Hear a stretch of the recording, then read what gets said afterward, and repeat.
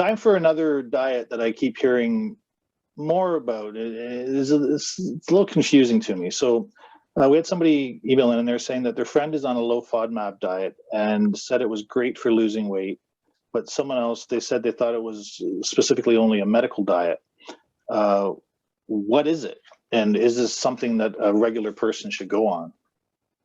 Yeah, so low FODMAP diet was actually developed, and it is an evidence-based treatment for irritable bowel syndrome and other digestive concerns, because it's basically like a short form, and I can't even pronounce it. I'd have to like read it off something. It's basically like, you know, words for carbohydrates and basically where they digest in our body. And so depending on where they ferment and break down, that can cause like a lot of gas and bloating. And some people are just really sensitive to higher FODMAP food. So it's basically just means the carbohydrate nature of that food.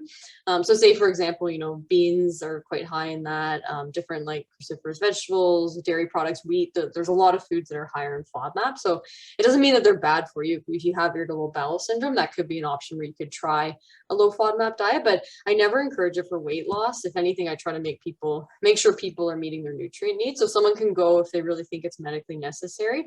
They can go on it for a minimum of kind of 3 to 4 weeks if they see symptom improvement, and then you generally add back in one low FODMAP food at a time. So it's a very like structured dietary plan. It's basically to figure out what food is bothering you.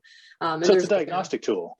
Yeah, exactly. And there's the Monash University developed it, and they have an app where you can download. So I've gone through that with a couple people, but the goal is never weight loss. It's to determine what foods are bothering them. Most people come to me if they're going to the bathroom frequently, a lot of bloating, just a lot of stomach pain. If they're like, what foods am I eating that are causing this? Then generally I'll recommend that after we try a couple other things first, just because it is pretty restrictive. But yeah, definitely it's not something that every person needs to follow or worry about either.